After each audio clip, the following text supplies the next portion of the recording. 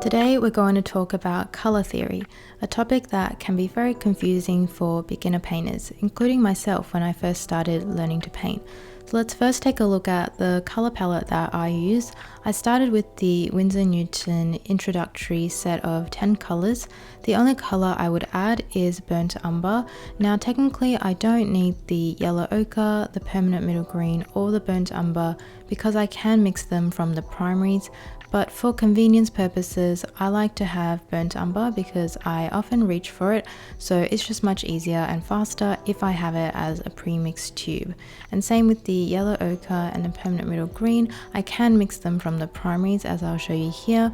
These ones I don't reach for as often, so I don't need them as part of my starting palette. So I would start off with a cool and warm of each of the primaries, black, white and burnt umber just for convenience. So what does cool and warm actually mean? We'll take a look at that now. This has to do with human psychology. So I have here a color wheel that I've split in half into cool and warm. Now generally we view the colors yellow, orange, red as warm colors because we associate them with things like the sun and fire. And we view the yellow, greens, blues and violets as cool colors because we associate them with cool things like winter, snow and ice. Now the confusing part is that each of these colors can have a cool and warm. So you could have a cool blue, a warm blue, a cool yellow, a warm yellow and so on. So if I gave you the ultramarine blue here and asked you whether this is a cool or warm color, you might look at it and think, well, it looks like the blue on this color wheel, which is on the cool side, so it must be a cool blue. Or you might have no idea. Well, the best thing to do is actually to compare it to another blue because color temperature is also relative. When we look at two blues and we compare them side by side, then we can say which one looks cooler and which one looks warmer compared to the other color. For me, I view the primary blue as the cool blue because it leans more towards a blue-green, and I view the ultramarine blue as a warm blue because it leans more towards purple. So this means that the primary blue has a yellow bias in it because it leans more towards that side, and the ultramarine blue has a red bias towards it because it leans towards the other side. Now I'm going to write this down on the color swatches because we'll need this piece of information for later. So we've got a warm blue with a red bias and a cool blue with a yellow bias. Now we can repeat this exercise with our two yellows. So which one looks cooler and warmer to you? The permanent yellow deep looks warmer to me because it leans more towards orange and red, and the yellow leans more towards green, so I view it as the cooler yellow. So our cool yellow has a blue bias and our warm yellow has a red bias. And let's repeat this again with our two reds. Which one looks cooler and warmer? The spectrum red looks warmer to me. It's leaning more towards orange, and the primary red is leaning more towards violet, so I view it as the cooler red. So again, our primary red, which is our cool red, has a blue bias, and our spectrum red, which is our warm red, has a yellow bias. So why does all of this matter? Well, I'll show you with an example. Let's say you want to mix a purple, so we'll use blue and red, and there are 4 possible combinations. You can mix a cool blue with a cool red, a cool blue with a warm red, and so on.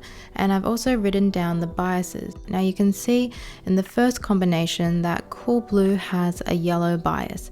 Now if you want to mix the most vibrant purple, the aim is to avoid having that third bias color in there, because if you mix blue, red and yellow together, you'll get brown, which is what's going to muddy the color. So by avoiding the yellow bias, you only have blue and red in the mixture, which will give you the richest and most vibrant purple. We can see that combination is in the warm blue with the cool red, which doesn't have a yellow bias. So I'm mixing each of these up and you can see for yourself which purple is the most vibrant and which is the most dull. I've also added a little white to each of them just so you can see what it looks like when it's a little bit lighter. So far, the cool blue and the cool red mix a somewhat vibrant purple. The cool blue and the warm red, on the other hand, mixes a very dull purple. It almost looks like a very grey purple, and you can also see that both of them carry the yellow bias, so it makes sense that they're more muddy. And I think that the warm blue and the cool red by far mixes the most vibrant purple. Now let's repeat this with green, so we'll mix our yellow and blues, and again we've got 4 possible combinations.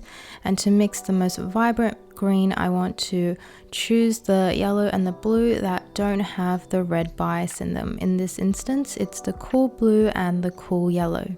I also forgot to mention that when you're mixing blue and red for purple, it also makes sense that yellow muddies the purple because yellow is the complementary color to purple. It's on the opposite side of the color wheel. So adding yellow to purple will desaturate or mute the color. And same with the greens. When you're mixing blue and yellow for a green, the opposite of green is red. So if you have more red bias in your blue or your yellow, that red is going to mute the green and make it less vibrant and less saturated. And we can very clearly see it here. The warm blue and the warm yellow, which both carry the red bias, mixes the most dull green out of the 4 possible combinations. Lastly, we have orange, which we use yellow and red to mix. Now, I find that with orange, it's not so much about a vibrant or a dull orange. I feel like the yellows and the reds all mix quite a vibrant orange. It's more whether I want a warmer orange or a cooler orange. If I want a warmer orange, then I'll use my warm yellow. And if I want a cooler orange, then I use my cool yellow. Other than using the primaries to mix, I also like to use black, and my favorite way of using black is to mix it with yellow. You can take a quick guess as to what happens when you mix yellow and black. A clue is that most black paints come with a blue undertone. So black and yellow actually mixes green, and it gives quite a natural olive green. I often use this when I'm painting grass or just anything else that's a very natural shade of green. You can also mix black and red, and the blue undertone in the black will push the red towards purple. Next, let's talk about muting colors, which we briefly touched on before.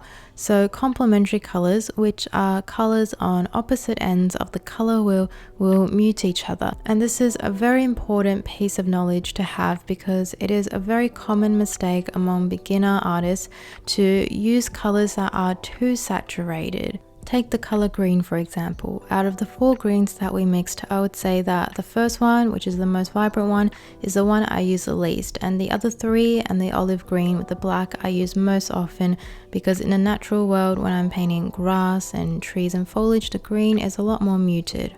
Now let's quickly look at how we can mute the colors. So if you're trying to mute your red, then you want to go for green, which is on the opposite side of the color wheel. So I'm mixing blue and yellow for a green and I can mute the red. And it's the same with the opposite. So if I'm mixing up a green with the yellow and blue, I can mute my green with red. And with yellow, I can mute my yellows with purple. I just need to mix red and blue together. And I can mute my purples by adding yellow to it. For blues, I prefer to mute my blues with black or burnt umber. For ultramarine blue, I prefer to mute it with burnt umber because I feel like I have more control over it. I can also mix up a cool grey or a warm grey depending on how much burnt umber I add. If I'm using black, I have to be more careful with my control of black because a little bit of black will just kill the color.